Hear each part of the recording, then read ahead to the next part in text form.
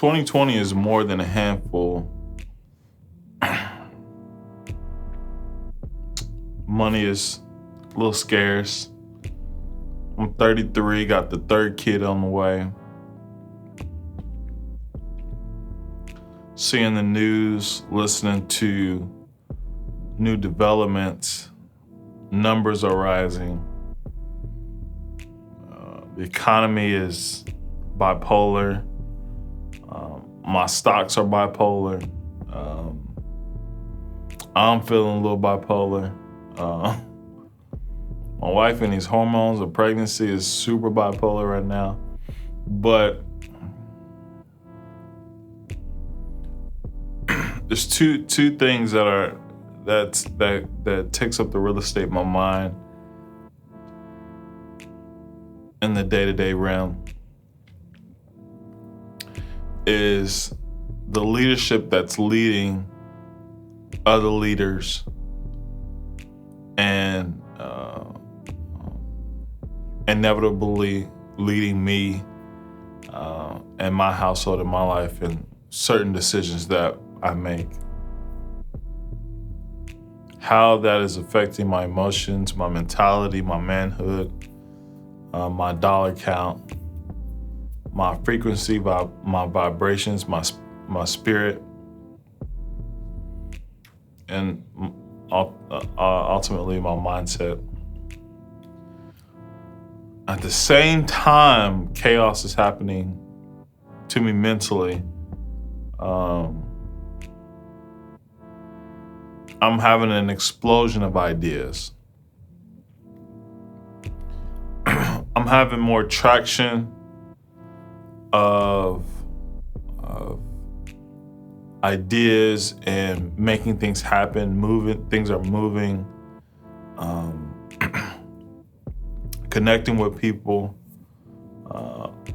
People have time now to kind of connect and chat and create developments and some unique things that can actually change the way of life, definitely my way of life, to people around the world. I just cannot let go of a couple different bullet points in those two categories. It's just leadership, from our presidential leadership all the way down to my household leadership, to all the way across to church leadership, business leadership. It's having a real effect on my mind right now, because as much as I want to complain and I have conflict, I have solutions as well.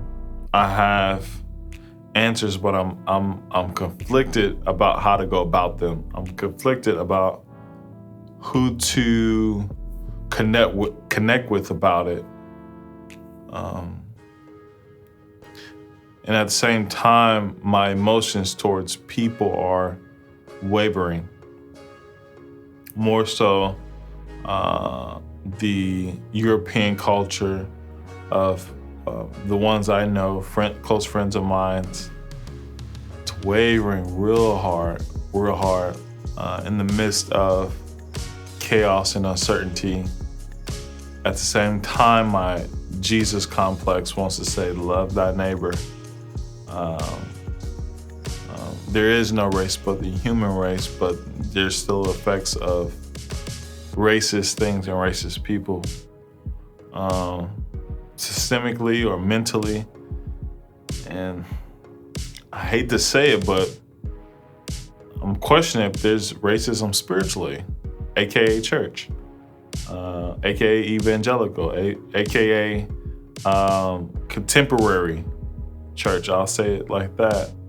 It's a unique situation that's happening that's stirring up something in me I can't even explain right now, that has access to the truth, has the pursuit to know more and engage more, but also a level of fear that once confronted, once dealt with, once aware of my mentality or heart towards something or someone can change the trajectory of relationships, opportunities, and a life.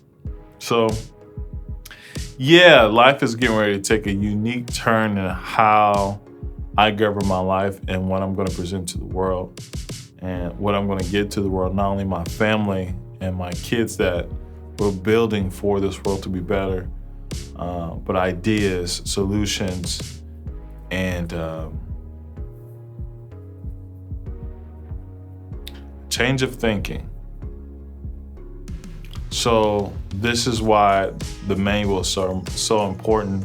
Is every day I'm going to be dropping little nuggets of a bigger sandwich that I've been dealing with and been getting, that I just need to release to men out there, because this is a human problem.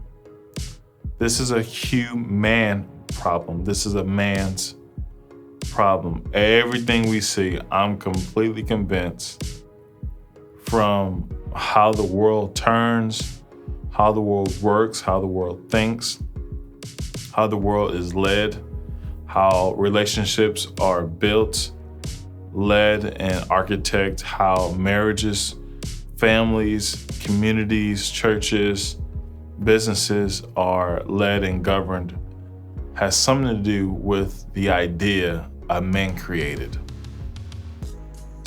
And he has the power to create it. Good or evil, up or down, bad or good, doesn't matter.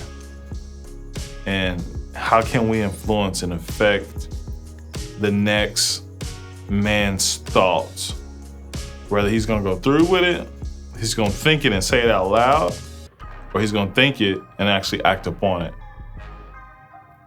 And that man can vary between the age of 5 to 55 to 95. And how can I influence my way of experience, really, and way of thinking to help change the trajectory of that? Only God knows, but I got the power to do it. And we have the power to do it. And we're about to really dive into rewriting the man's manual of how to be a man, and how to understand the weight and gravity of the power we have. Because we have no idea. I'm completely convinced that everything we see is the result of a man's thoughts. Yeah, it doesn't get any simpler than that. What you see, everything you see, was designed by some man's thought. And I'm not just talking just men, but the mankind in general, but specifically man, because we're the leaders. We're the captains of the boat, and there's a place for that now to really fire the guns off. And before it's too late, because where we're headed, even in the next couple of months, I don't think none of us has ever seen it before. So stay tuned. It's time to dive deep. Hopefully you're here to help rewrite this story on the manual.